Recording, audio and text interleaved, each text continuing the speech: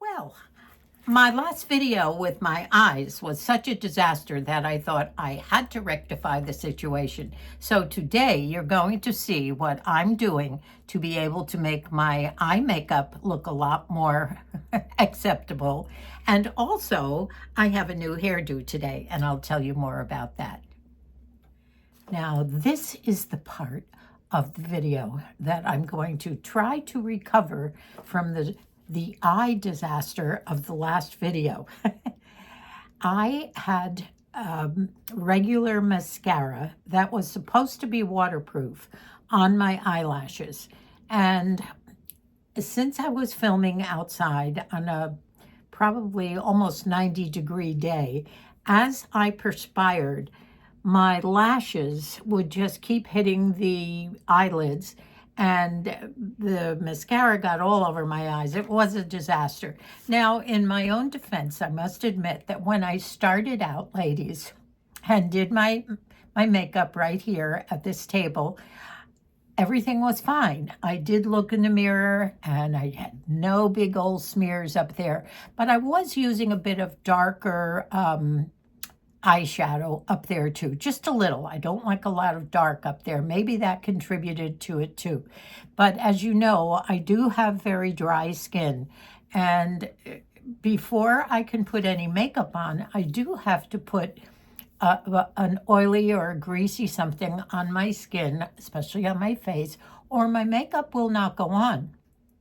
And that's the reason why I never wore makeup all those years, because I guess I was trying to use powder makeup, and I was using things when I was younger, like Jergens lotion, which wouldn't sink into my skin until I found NIVEA in my 30s. But I still didn't wear makeup because I don't think I really needed it, other than some blush and, of course, mascara, eye makeup, and lipstick.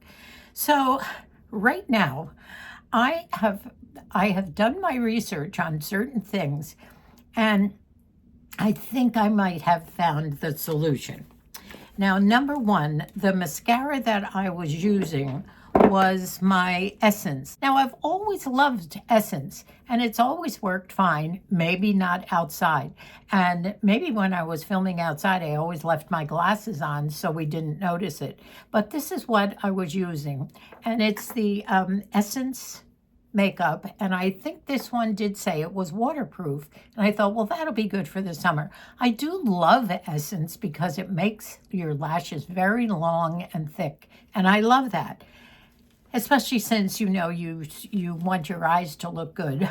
So I have decided not to do this in my experiment here, and I'm going to go back to my tubing mascara. Now, I did buy this Milani tubing mascara quite a while ago, and I had heard about it. I don't know whether I heard about it from my daughter Colleen or what, but it was supposed to be very good for that fake look of lashes, long lashes. However, a tubing mascara is very different from a regular mascara. It is not waxed based like all the other mascaras are. This has some kind of a polymer in it, and true to its name, when you put it on, each lash gets coated by this tubing or tubed by this mascara. So in my head, I thought, well, maybe that is the answer. I will try to put the tubing mascara on and see if that works. No, that's not the only difference I made. So this is Milani tubing mascara, and I love it. I've used it before, but maybe it's the answer to not running. However, I also remembered something that my granddaughter Ryan told me about months ago, and I used it for a while, and then I forgot. And when I told her I was always messing up my eyes, she said, Nanny, you should use some powder on your eyes before and after you put on your mascara or whatever you're going to put on. And also, maybe before you put your mascara on your eyes, you might want to put a little powder on.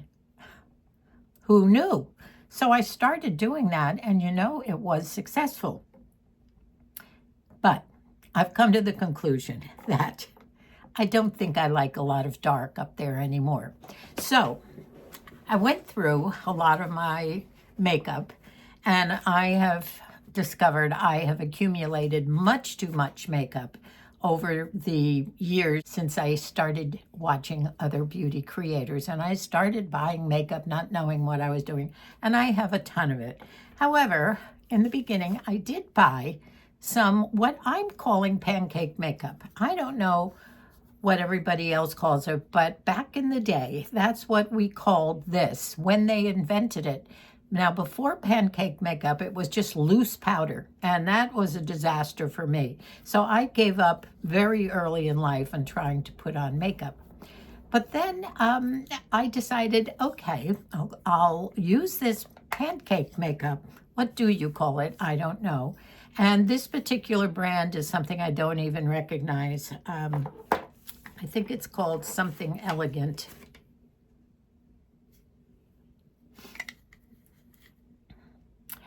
Summer Eclipse, it's called.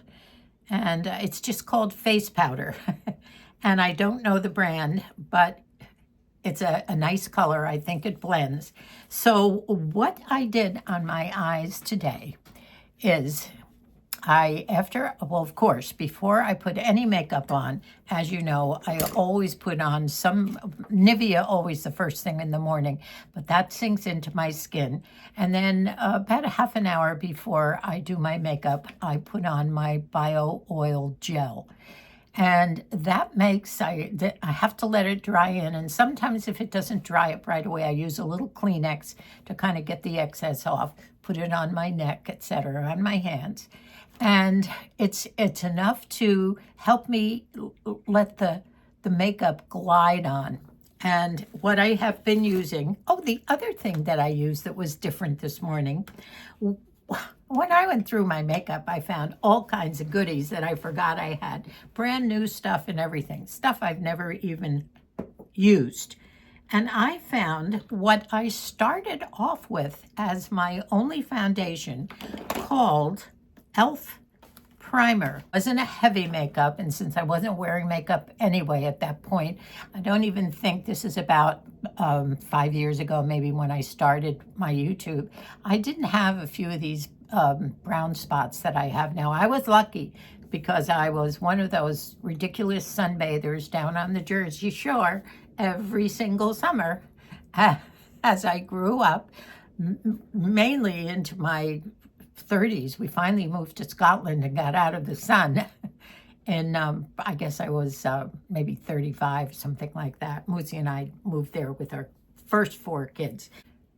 I don't even know if they still sell this, but I think they do, the e.l.f. Primer. I put this on after my Bio Gel, and I looked at it, and it looked good, but it was enough to cover my my boo-boos or things on my face. So then I went to what I'm loving for the summer, and that is my Wet n Wild Stick Foundation Photo Finish.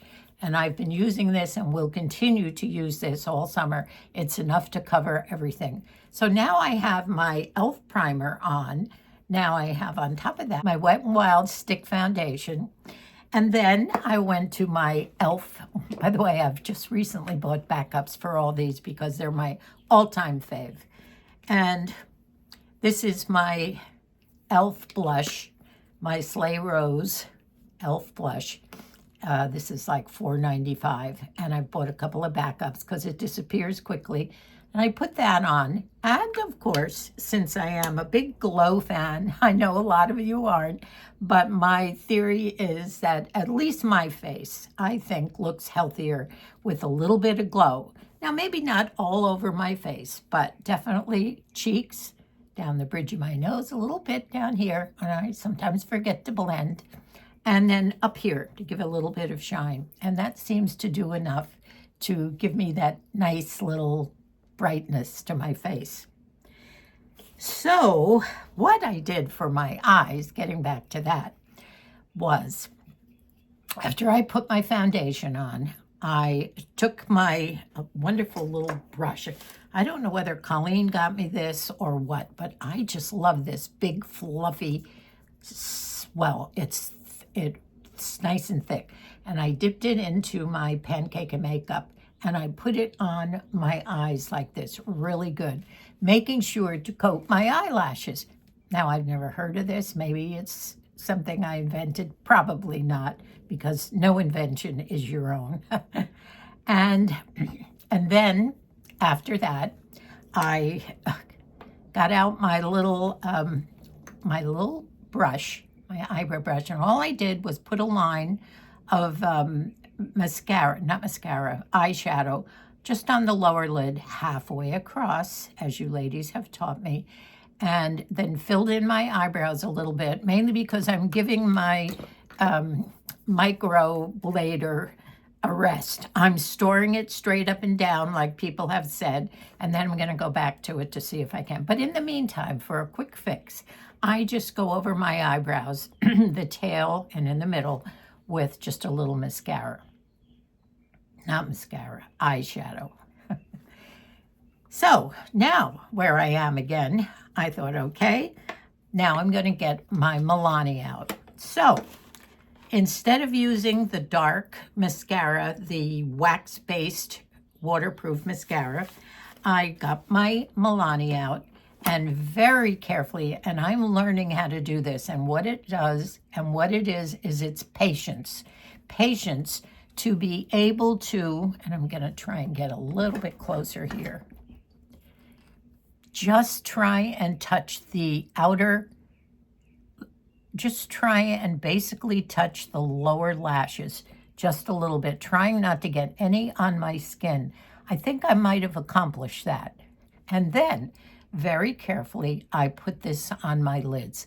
Now, I probably could have put another layer or two, but I'm still afraid that it's going to get all over my lids. So I didn't go too heavily with this. So now I decided this was on top of the powder, and it seemed to go on nicely. So I thought, okay, I'm ahead of the game here.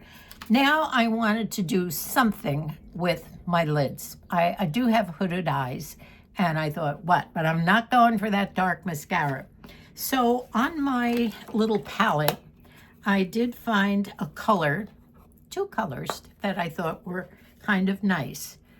I thought this nice pinky one here, it is sort of pink, believe it or not. And then on top of that, the white on the lower lid. So I took my little brush, my eyebrow brush. I do use some brushes, ladies. And I dipped into that little pinky beige, and I went back and forth, back and forth. And you know whose eyes I just love? Little Poets, Susan. And Susan, your makeup is so exquisite. I just love it. And I try so hard, but I'm not going to go dark. I notice you keep the light colors in your eyes, and it's just perfect every time I watch you. So I did that. I went back and forth. So I don't know whether you can see a little bit of the pink. And then I went for that white, which has a little sparkle in it, and I tried to get some on my lid.